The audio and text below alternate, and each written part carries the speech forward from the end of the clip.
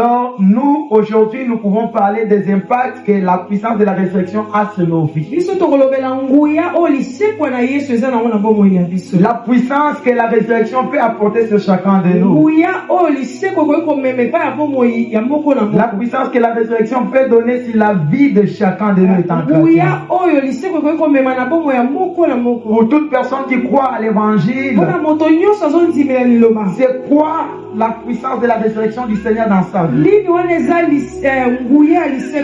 Tant que nous sommes en train de parler de la résurrection du Seigneur, nous comprenons que même nous aussi étant enfants de Dieu, nous sommes aussi morts avec lui et nous sommes aussi ressuscités. Alors la mort du Seigneur Jésus-Christ nous a donné la puissance de conquérir certaines choses. Parce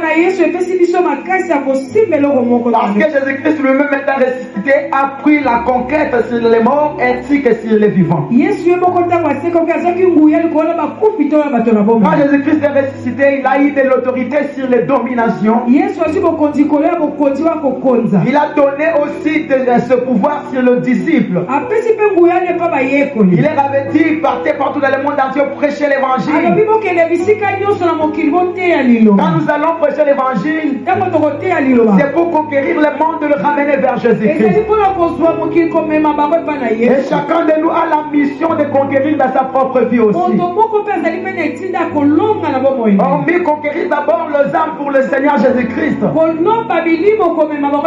C'est bien bon pour nous. C'est la mission principale que nous avons.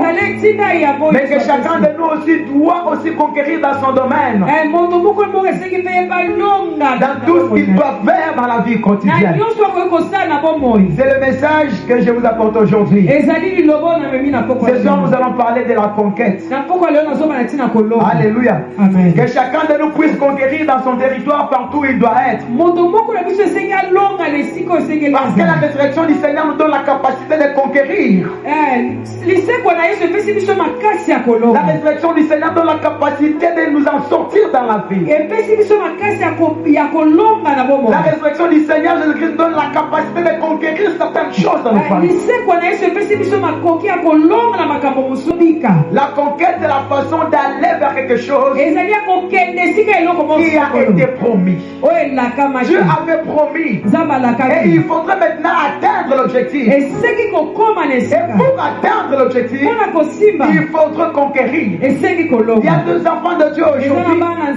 Nous prions tellement, mais nous ne prenons pas de l'autorité pour conquérir le milieu et les territoires. C'est pourquoi il y a certaines choses qui reviennent à chaque fois. C'est même des mots que vous chassez du jour au jour. Ils ont tendance à revenir dans votre vie. Parce que vous n'avez pas pris la capacité de conquérir partout où vous étiez. Parce que vous n'arrivez pas à prendre les territoires et de rester maître de la place. Parce que quand nous commençons à faire la conquête, nous allons prendre la territoire et nous serons de maître de la place. Le message que nous avons lu, c'est l'Éternel Dieu qui parle aux enfants d'Israël. Il leur dit, vous avez longtemps tourné sur cette montagne. Quand les enfants d'Israël ont reçu la délivrance, ils sont sortis de l'Égypte. Et ils ne sont pas partis directement vers la terre promise. Vu qu'ils n'avaient pas obéi à la parole du Seigneur, ils ont pu faire beaucoup d'années dans le désert. Pendant toutes ces années, la main de l'Éternel et la grâce du Seigneur étaient toujours avec eux. Peu importe les erreurs qu'ils peuvent commettre, mais Dieu était toujours avec eux. C'est pourquoi Dieu est un Dieu souverain. C'est un Dieu qui fait grâce.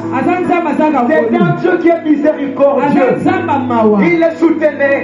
Peu importe les moments et les difficultés qu'ils avaient. Et il fut un temps que les enfants d'Israël tournaient à rond sur la même place. Ils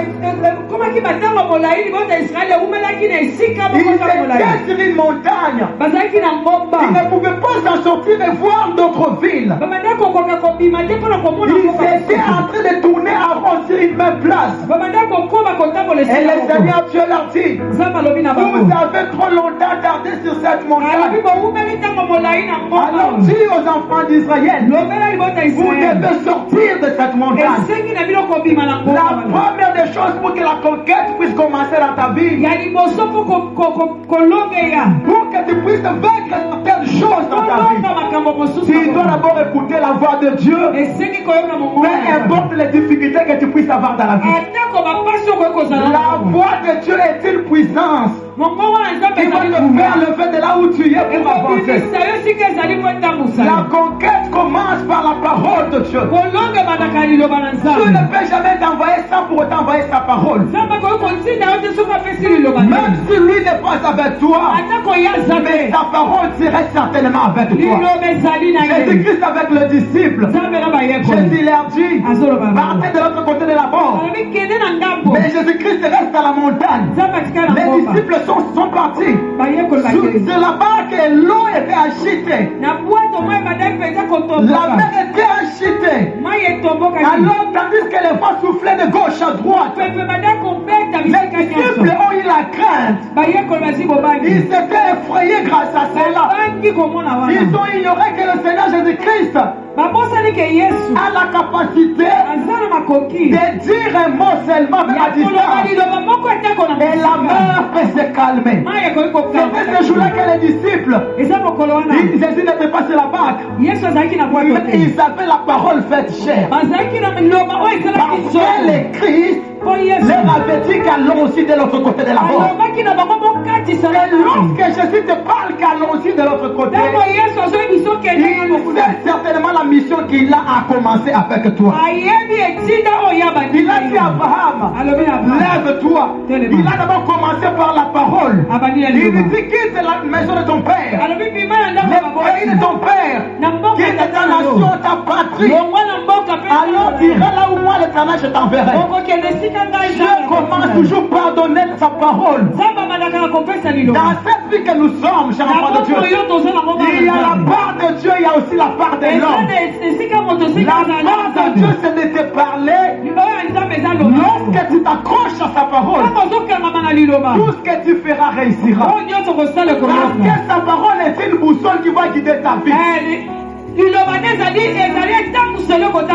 importe l'obscurité que tu puisses avoir, tu n'auras pas le Seigneur physiquement, mais tu auras le Seigneur fait chair.